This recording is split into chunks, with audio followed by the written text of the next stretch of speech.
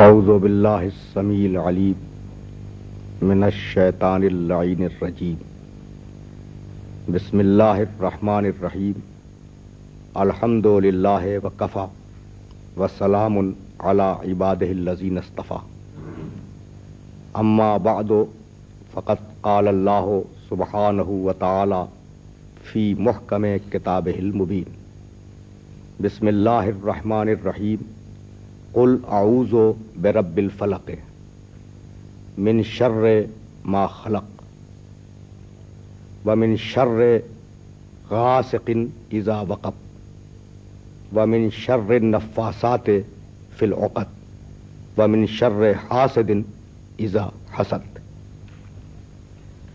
عزیزان محترم، سورہ فلق کی تلاوت کا شرف حاصل کیا گیا۔ سورہ فلق قرآن مجید کا 113واں سورہ ہے اور اس سورہ مبارکہ میں 5 آیتیں۔ حکم ہوا پروردگار عالم کا اپنے حبیب کو کہ قل، حبیب کہو، اعوذ برب الفلق، میں پناہ چاہتا ہوں صبح کے پروردگار کی، اللہ کی پناہ چاہتا ہوں۔ من شر ما خلق، ہر وہ شے جو اس نے خلق کی ہے اس کے شر سے میں اللہ کی پناہ میں جانا چاہتا ہوں، اس کے شر سے بچ کر۔ پہلا شر من شر ما خلق، جو کچھ بھی اس نے خلق کیا ہے، ان مخلوقات میں جو شر ہے میں ان شروں سے بچ کر اللہ کی پناہ میں جانا چاہتا ہوں۔ و من شر غاسق اذا وقب، اور رات جب تاریک ہو جائے تو میں اس کے شر سے بچنا چاہتا ہوں۔ وَمِن شَرِّ النَّفَّاثَاتِ فِي الْعُقَدِ، اور وہ شخصیتیں جو گرہوں میں پھونک مارتی ہیں ان کے شر سے بھی بچنا چاہتا ہوں۔ وَمِن شَرِّ حَاسِدٍ اِذَا حَسَدَ، اور حاسد جب حسد کرے تو میں اس کے حسد کے شر سے بھی پناہ چاہتا ہوں اور پروردگار عالم کی بارگاہ میں جانا چاہتا ہوں۔ مفسرین نے یہ لکھا ہے کہ یہ سورہ مکے میں نازل ہوا، اور بہت سے مفسرین نے یہ تحریر کیا کہ یہ سورہ مدینے میں نازل ہوا۔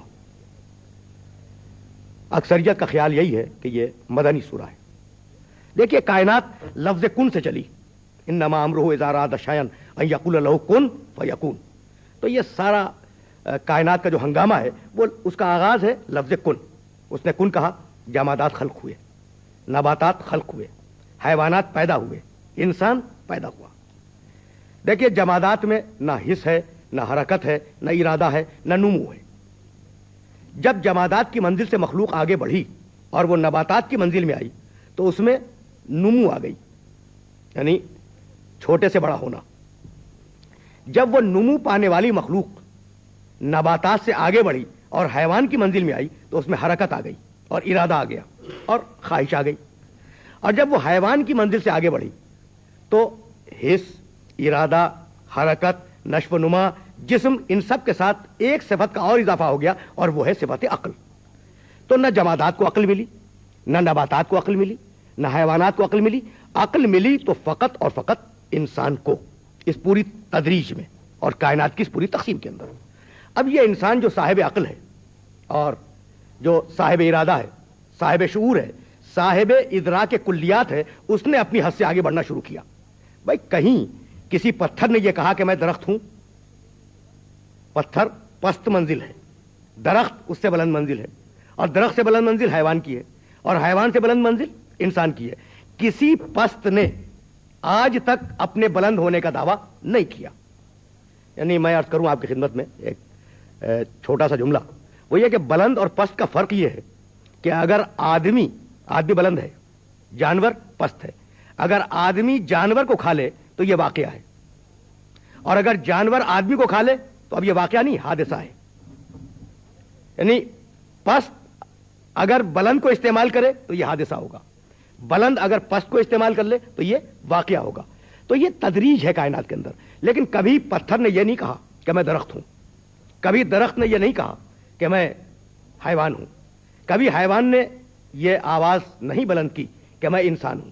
یعنی ہر ایک اپنی حد میں رہا, لیکن یہ انسان تھا جو اپنی حد سے آگے بڑھا. کبھی اس نے خدائی کا دعویٰ کیا, کبھی اس نے نبوت کا دعویٰ کیا. یعنی فرعون یہ چاہتا ہے کہ اسے خدا تسلیم کیا جائے, اور مسیلمہ کذاب یہ چاہتا ہے کہ اسے نبی تسلیم کر لیا جائے. تو اب جہاں سے زندگی عقل کی رفاقت میں آئی, وہاں عقل نے سرکشی پیدا کی, تمرد پیدا کیا, اور اپنی حد سے آگے بڑھنے کی خواہش انسان کو دے دی. تو اب اس سرکش عقل کو ضرورت تھی لگاموں کی, کہ وہ کچھ ایسی لگامیں ہوں جو انسان کی سرکش عقل کو کھینچے رہیں اور اسے اپنی کنٹرول اور اپنے قابو میں رکھیں. اور اسی لگام کا نام اصطلاح شریعت میں نبوت اور رسالت ہے. اگر الگ الگ دیکھیں تو نبوت اور رسالت ہے, اور اگر جوڑ لیں سارے الفاظ کو تو اسی لگام کا نام ہدایت ہے. تو ہدایت کیوں کی پروردگار نے؟ انبیاء کے ذریعے, مرسلین کے ذریعے, ہادیوں کے ذریعے پروردگار نے انسانوں کی ہدایت کیوں کی؟ اس لیے کی کہ یہ سرکش عقلیں بے قابو نہ ہو جائیں. تو جب سرکش عقلوں کو قابو میں رکھنے کے لیے, عقلوں کو قابو میں رکھنے کے لیے نبی اور رسول بھیجے گئے, تو آدم اپنے زمانے کے عقل مند ترین انسان, نوح علیہ السلام اپنے زمانے کے عقل مند ترین انسان, ابراہیم علیہ السلام اپنے زمانے کے عقل مند ترین انسان. کیوں؟ یہ جملے جو میں عرض کر رہا ہوں اس کا سبب کیا ہے؟ اس لیے کہ یہ آئے عقلوں کی ہدایت کے لیے. بھائی عقلوں کی رہنمائی کے لیے آئے ہیں نا, تو جب عقلوں کی رہنمائی کے لیے آئے تو پھر ان کی عقلوں کو ساری دنیا کی عقلوں سے مافوق اور سپیریئر ہونا چاہیے. تو آدم علیہ السلام اپنے عہد کے عقل مند ترین انسان, نوح علیہ السلام اپنے عہد کے عقل مند ترین انسان, ابراہیم علیہ السلام اپنے عہد کے عقل مند ترین انسان, کلیم و مسیح اور جتنے بھی انبیاء گزرے وہ اپنے عہد کے عقل مند ترین انسان. تو اب وہ جس پر نبوت ختم ہو رہی ہو, اور وہ جو کائنات کے لیے رحمت للعالمین ہو, اور وہ جسے ذرے ذرے کی ہدایت تفویض کی گئی ہو, اس کی عقل اتنی کمزور کیسے ہو سکتی ہے کہ یہودی کے چھوٹے سے جادو سے متاثر ہو جائے؟ یعنی اس نبی اعظم کی, اس نبی الاعظم کی عقل کیسے اتنی کمزور ہو سکتی ہے کہ ایک چھوٹے سے یہودی کے ایک مختصر سے جادو سے عقل محمد متاثر ہو جائے؟ ممکن نہیں ہے. تو اب سوچنا پڑے گا کہ ان روایات کا مفہوم کیا ہے, اور اس چھوٹے سے نظریے کا جو میں نے آپ کی خدمت میں پیش کیا امتزاج کیسے ہوگا. اب یہ تو میں نے آپ کی خدمت میں بالکل خالص عقلی بات کی. اب چلیں واپس قرآن مجید کی طرف. دیکھیے, پیغمبر اکرم کے لیے قرآن مجید نے مختلف مقامات پر تفصیل کے ساتھ قصیدہ خوانی کی ہے, اور وہ قصیدے میں آپ کی خدمت میں اس وقت عرض نہیں کرنا چاہ رہا ہوں. میں تو فقط یہ عرض کرنا چاہ رہا ہوں کہ یا ایھا الذین آمنوا اطیعوا اللہ واطیعوا الرسول, اے ایمان لانے والو اطاعت کرو اللہ کی اور اطاعت کرو رسول کی. یعنی پیغمبر کی زندگی کا ہر لمحہ اور ہر قول اطاعت ہے امت کے لیے. تو جب اطاعت ہے امت کے لیے تو پھر اب یہ تفریق کرنا کہ جادو کے وقت کہے تو نعوذ باللہ اطاعت نہ کرو, اور جادو کے اثر سے آزاد ہو کے کہے تو اطاعت کرو, یہ ممکن نہیں ہے نا. اب اسی بات کو قرآن مجید نے ذرا سا اور آگے کیا, اور ایک چھوٹے سے جملے میں کہا وَمَن یُطِعِ الرَّسُولَ فَقَدْ اطاع اللہ, جس نے رسول کی اطاعت کی اس نے اللہ کی اطاعت کی. تو رسول نمائندہ ہے شریعت خدا کا, رسول نمائندہ ہے اوامر و نواہی کا جو خدا نے بھیجے ہیں, رسول نمائندہ ہے فکر خالق کا. تو اس رسول کے کردار میں کہیں پر یہ امکان نہیں ہے کہ کہیں سحر زدگی پیدا ہو جائے اور وہ کیے ہوئے کام کو سمجھ لے کہ نہیں کیا ہے, اور نہ کیے ہوئے کام کو سمجھے کہ کیا ہے. یہ ممکن نہیں ہے.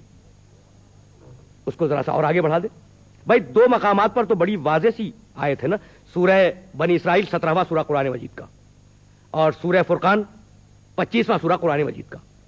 اب میں پوری آیتیں آپ کی خدمت میں پیش نہیں کروں گا, ان دونوں آیتوں کا جو آخری ٹکڑا ہے وہ آپ دیکھیں, ایک ہی ٹکڑا ہے, ان تتبعون الا رجلا مسحورا. مشرک یہ کہتے تھے, کافر یہ کہتے تھے, اس سماج کے مشرک اور کافر, اور کس سے کہتے تھے؟ مسلمانوں سے یہ کہتے تھے ان تتبعون الا رجلا مسحورا, تم جو پیروی کر رہے ہو اور تم جو اطاعت کر رہے ہو وہ نعوذ باللہ من ذالک ایک مسحور اور سحر زدہ شخص کی اطاعت اور پیروی کر رہے ہو. تو مشرک کیا کہتا تھا کہ رسول سحر زدہ ہیں, ان پر سحر زدگی طاری ہے اور ان میں سحر زدگی کے آثار نمایاں ہیں. ان تتبعون الا رجلا مسحورا, مسحور کے معنی جس پر جادو اثر کر جائے اور جو جادو کے اثر میں آ جائے. مشرک کیا کہتا تھا؟ کہتا یہ تھا, مسلمانوں سے کہتا تھا کہ بھائی تم یہ کیا نمازیں اور روزے کر رہے ہو, یہ نعوذ باللہ ایک سحر زدہ شخص کی پیروی ہے.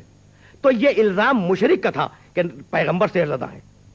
قرآن نے کہا کہ ذلو وہ گمراہ ہو گئے، فلا یستطیعون سبیلا، اور یہ تجھے سحرزدگی کا الزام لگانے والے انہیں راستہ نہیں مل رہا ہے، یہ راستے سے بھٹک چکے ہیں۔ تو سحرزدگی کا الزام قرآن مجید نے دفع کیا ہے پیغمبر سے۔ بھائی عجیب منزل فکر ہے، اور میں یہ چاہوں گا کہ یہ بات واضح ہو جائے اور پھر اس پرابلم کو ہم اور آپ مل کر دیکھیں کہ روایات میں جو جملہ آیا ہے اس کا مفہوم کیا ہے۔ تو قرآن نے کہا کہ دیکھو خبردار رسول کو سحرزدہ نہ سمجھنا۔ اب اور آگے بڑھ جائیں، لا یفلح الساحر حیث اتی، بھائی جادوگر کہیں سے بھی حملہ کرے وہ کبھی کامیاب نہیں ہوگا۔ تو جب جادوگر کی ناکامیابی کی ضمانت قرآن نے دے دی ہے تو اس کا جادو خاتم النبیین پہ کیسے اثر کر جائے گا؟ یہ ممکن نہیں ہے۔ ذرا سا اور آگے بڑھ جائیں، بھائی فرعون کا سجا ہوا دربار ہے، فرعون کا سجا ہوا دربار ہے، ایک طرف سارے جادوگر کھڑے ہوئے ہیں، دوسری طرف موسیٰ اور ہارون کھڑے ہوئے ہیں، اور سارے جادوگروں نے زور لگا لیا، لگایا یا نہیں موسیٰ کے خلاف، اور وہ سارے جادوگر موسیٰ کے مقابلے پر ناکامیاب ہو گئے۔ تو اب مجھے جملہ کہنے کی اجازت ہے کہ موسیٰ علیہ السلام اولو العزم نبی ہیں، صاحب توریت ہیں، صاحب شریعت ہیں، اور ان کے مقابلے پر آنے والے سارے جادوگر ناکامیاب ہو گئے۔ تو وہ نبی جس کے ایک امتی خود موسیٰ علیہ السلام بھی ہیں، کیا وہ نبی کسی چھوٹے سے جادو سے اثر انداز ہو سکتا ہے؟ اس کا کوئی امکان نہیں۔ بھائی موسیٰ علیہ السلام ہمارے نبی کے امتیوں میں ہیں، اور کبھی میں اس کی دلیل بھی آپ کی خدمت میں پیش کروں گا، اور میں پہلے بھی آیت پیش کر چکا ہوں۔ تو وہ جو فخر موسیٰ ہو، وہ موسیٰ کا اتباع کرنا جس نبی کا فریضہ ہو اور جس نبی کی ذمہ داری ہو، اس نبی کے متعلق یہ کہنا کہ وہ جادو کے اثر میں آ جائے، یہ ممکن نہیں ہے۔ تو ایک طرف یہ بات طے ہے کہ عقل نبوت، فکر نبوت، شعور نبوت جادو کے اثر میں آ نہیں سکتی۔ بھائی کیوں نہیں آ سکتی؟ اس لیے نہیں آ سکتی، دیکھیے وَاصْبِرْ لِحُکْمِ رَبِّکَ فَلَا تُطِعْ مِنْہُمْ آثِمًا أَوْ کَفُورًا۔ حبیب وحی الہی کا اپنی زندگی کے ہر آن میں اور زندگی کے ہر لمحے میں انتظار کرو۔ دیکھیے کتنا عجیب و غریب حکم ہے۔ حبیب ہم تم پر وحی بھیج رہے ہیں تو تمہارا فریضہ یہ ہے کہ اس وحی کا انتظار ہر وقت کرتے رہو۔ اب طے ہے کچھ کہ وحی کب آئے گی اور کب نہیں آئے گی؟ بھائی صبح کو بھی آ سکتی ہے، شام کو بھی آ سکتی ہے، آدھی رات کے وقت بھی وحی آ سکتی ہے، اور نماز صبح کے وقت بھی وحی آ سکتی ہے۔ اور پیغمبر کو حکم کیا ہے کہ زندگی کے ہر لمحے میں وحی الہی کا انتظار کرو۔ اور یہ وحی آتی کہاں ہے؟ عقل رسول پر۔ تو وہ عقل رسول جو مرکز وحی الہی ہو، اس میں سرے منہ کسی شائبہ خلل کا امکان نہیں ہے۔ عقل رسول مرکز وحی الہی ہے۔ جب مرکز وحی الہی ہے تو اس میں کسی قسم کا کوئی امکان نہیں ہے کہ رسول کرے اور سوچے کہ نہیں کیا، اور رسول نہ کرے اور یہ سوچنے لگے کہ ہم نے کیا۔ یہ ممکن نہیں ہے، یعنی رسول پہ نسیان طاری ہو جائے، فراموشی طاری ہو جائے، یہ ممکن نہیں۔ اچھا، تو جب یہ ممکن نہیں ہے تو پھر وہ جو روایات ہیں جو علماء تفسیر نے لکھی ہیں، بھائی ان کا بھی تو کوئی مطلب ہوگا نا۔ تو ان روایات کا مطلب یہ ہے کہ جب ان یہودیوں نے، اس یہودی نے یا اس کی بیٹیوں نے جب جادو کیا پیغمبر اکرم پر، تو عقل نبی متاثر نہیں ہوئی، شعور نبی متاثر نہیں ہوا، جسم نبی متاثر ہوا، اور پیغمبر اکرم کے سر مبارک میں مستقل اور مسلسل درد رہنے لگا۔ جب مسلسل درد رہا تو پروردگار عالم نے اس جادو کو توڑنے کے لیے ان دو سوروں کو نازل فرمایا، جن کا نام سورہ فلق اور سورہ ناس ہے۔ اب بات تو پھر وہی ہوئی نا کہ جادو کا اثر تو ہو گیا، لیکن اس بات کو آپ یاد رکھیں، بھائی نبی پر تلوار کا اثر ہوتا ہے یا نہیں ہوتا؟ تیر کا اثر ہوتا ہے یا نہیں ہوتا؟ اگر نبی کو زہر کھلا دیا جائے تو اثر ہوگا یا نہیں ہوگا؟ لیکن اس کا اثر دماغ پہ نہیں ہوگا، جسم پہ ہوگا۔ بھئی یہی تو بات کہی تھی نا کہ انما انا بشر مثلکم یوحی الی، میں تم جیسا بشر ہوں۔ تو بشریت نبی یہی ہے اور جسمیت نبی یہی ہے کہ جب جادو کیا گیا تو جسم نبوت پہ اثر ہوا، عقل نبوت محفوظ رہی۔ جسم نبوت پہ اثر ہوا، عقل نبوت اور شعور نبوت محفوظ رہے۔ جب جسم نبوت پہ اثر ہوا تو اسے توڑنے کے لیے پروردگار عالم نے ان دو سوروں کو نازل فرمایا، جس کے پہلے سورے کی تلاوت کا شرف میں نے حاصل کیا۔ بسم اللہ الرحمن الرحیم، قل اعوذ برب الفلق۔ حبیب قل کہہ دو، اعوذ میں پناہ میں جاتا چاہتا ہوں، پناہ مانگتا ہوں، کس کی پناہ؟ رب الفلق کی۔ ذرا الفاظ کی تشریح۔ فلق بر وزن قمر، اس کے معنی صبح کی سفیدی جو نمودار ہوتی ہے۔ فلق بر وزن فجر، اس کے معنی پھاڑ دینا۔ تو رب الفلق کے معنی صبح کا پروردگار۔ میں صبح کے پروردگار کی بارگاہ میں بچ کر جانا چاہتا ہوں۔ بھائی کس سے بچ کے جانا چاہتا ہوں؟